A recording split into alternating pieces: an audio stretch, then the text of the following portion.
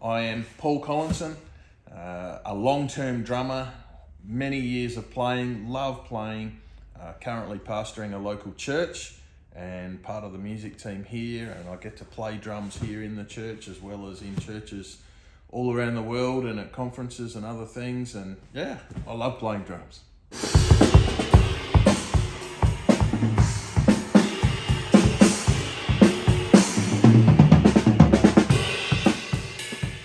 I first got excited about drums when I was in grade 1 in primary school, and the school that I went to had a big fundraising event, like an all-day thing with sales and stalls and all that and fireworks in the evening, and they had a band playing, and this drummer with this band, it was this beaten up old red garbage drum set, but he was just full of life and passion and loved what he was doing, and I was encapsulated standing there watching this guy play drums, and from that evening on I knew I want to learn how to play the drums.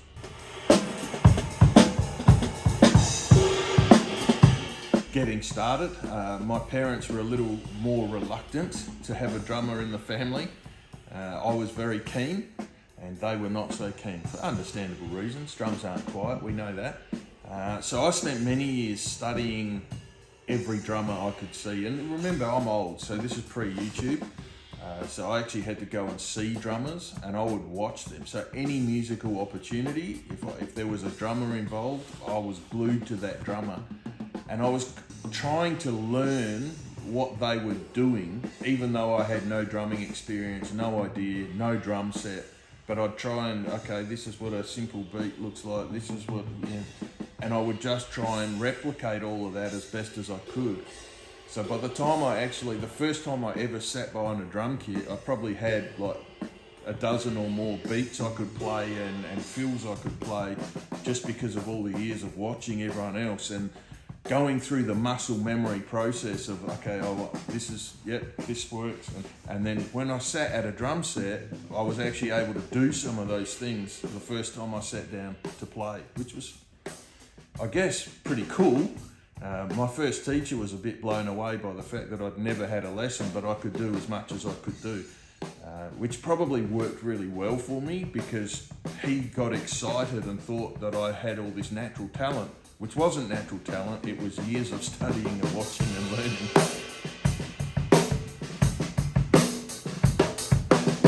I was fortunate in Adelaide for many years. I played with a working party band called Planet Square, and we did all kinds of big corporate gigs and amazing shows. One of the shows we were really fortunate to do was we were the support act for Jovi at the last Adelaide Grand Prix.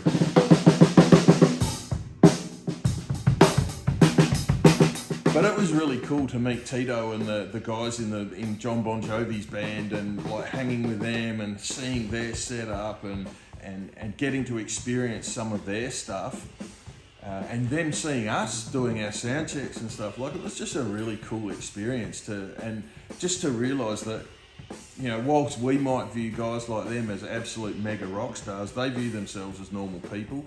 And they viewed us as normal people, and they treated us like normal people, and it was a real pleasure to hang out with those guys. And same thing with the John Farnham tour once. I'm pulling out the names there. John Farnham, Aussies. We're all like, yeah. The rest of the world, who's that? But we were playing a show in Adelaide one night, and Farnham's whole setup crew, all the riggers and everyone, turned up and enjoyed our show. And enjoyed it so much, they told us to come to their show the next night, which was at the Adelaide Entertainment Centre, and they gave us the full backstage. So we met them before the concert. We were in the like backstage green rooms and everything. We were helping ourselves to John Farnham's fridge and catering and eating his food. And he walked in, you guys are that band they were telling me about, so cool, we're going to come and see you tomorrow night after we're finished. And afterwards invited us back to the Hyatt to have a party with his band, and it was just so cool to realise that these people are just wonderful people who happen to be good at music, and they appreciate when other people enjoy and are good at music as well. And yeah, to me it's like the drumming is awesome, but the relationships and the people that you meet through drumming and the way we embrace each other as musicians, man, why wouldn't you? Working with other drummers is the best. I mean, like I said, I was first inspired by watching another drummer. And then as I've got older, like you kind of meet other drummers and I just love the way drummers are so welcoming. Like you watch some of the other, I don't want to pick on guitarists, but like to be honest, sometimes all the guitarists, like they kind of feel like they've got to outdo each other and be better and have faster licks and better scales. Whereas drummers, we don't sort of tend to sit down and compare our chops and, you know, how many rudiments do you know? Like, we just don't seem to have all that in our relationships. We're more about, hey man, you hit things, I hit things. Let's talk for 10 minutes and maybe both of us can hit things better at the end of this. We just seem to be more about inspiring each other than showing off to each other or outdoing each other. And I love that about drummers. Ruts are more common than we think. I think it takes us a while sometimes to realise we're in a rut, and we've been in it for a while by the time we do.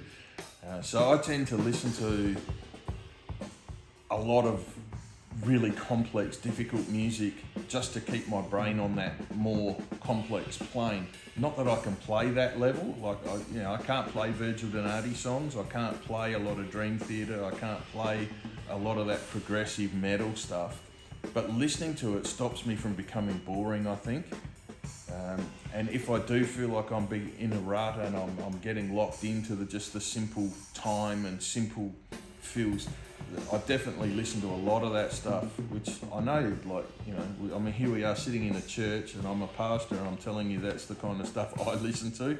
I'm a drummer before I'm a lot of other things.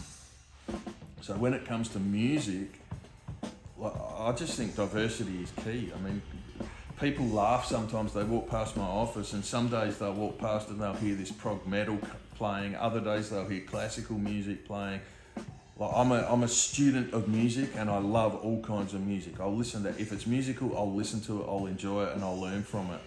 And I think having that wide scope of musical appreciation helps you keep a wide scope as a player.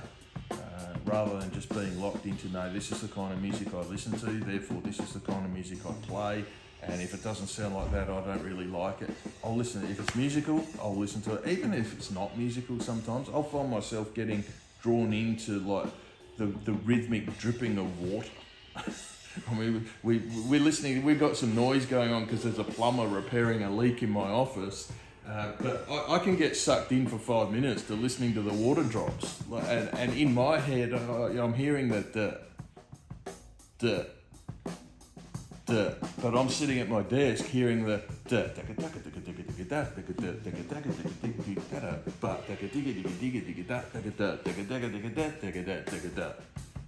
that's, I don't know, I'm just weirdly wired.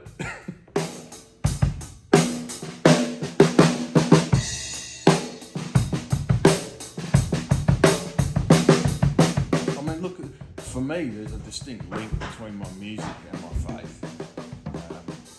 Obviously, being a pastor in a church, I have Christian faith. I believe in God.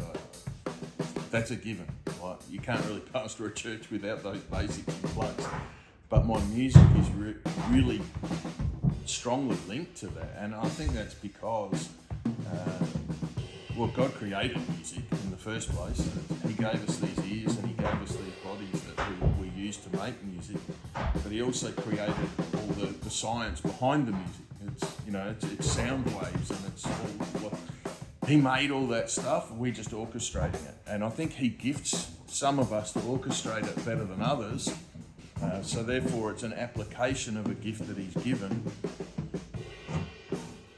So therefore, when you're engaging in that gift, you do definitely feel a closer connection with the one who gave you that gift.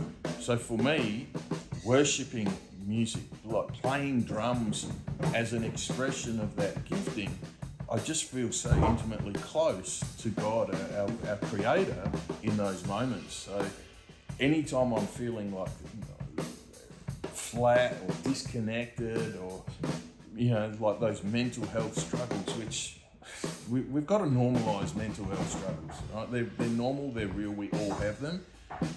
We perhaps don't all think like, oh, I'm just having a bad day. That's not really a mental health struggle. No, it is. What else is it? So we've got to break some of those stigmas and go, well, okay,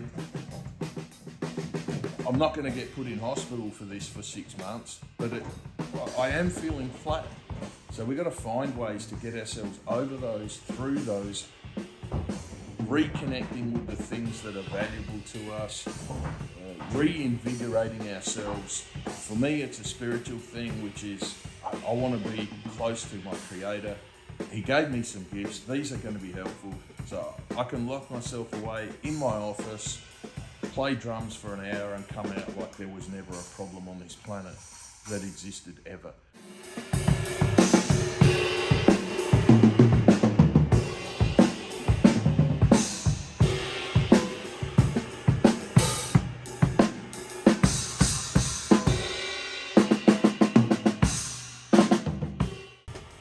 First and foremost, I think never ever lose sight of the one who gave us the gift. Like, we've got to develop it and cultivate it and grow and learn and all of that, but never lose sight of the one who gave us the gift in the first place. I really believe that being connected to God can unlock things in us that maybe others don't have unlocked, and we can. The Bible talks about the Holy Spirit gives us supernatural advantages. Now, why can't we apply those to the gifts that God supernaturally gave us? So press into God, enjoy God, like put God first, even in our drumming and our playing and our worshipping, and just see what He can do in us and through us. And make the most of your drumming communities. Get around other players, learn from them. Don't fall into that thing I mentioned of, feeling like you've got to outdo anyone. Like, we've got nothing to prove as drummers.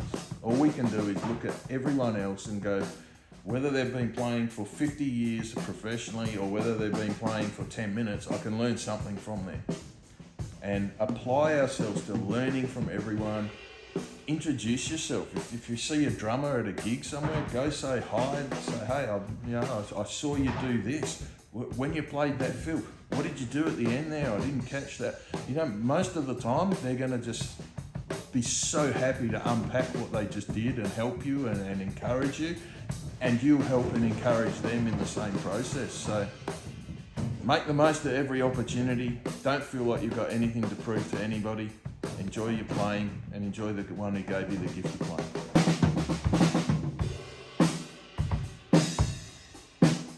Yeah, well, thanks heaps for watching. It's great to spend time with you, Dylan, and with whoever's tuned in and watched this. And I guess learn to play the silence, guys.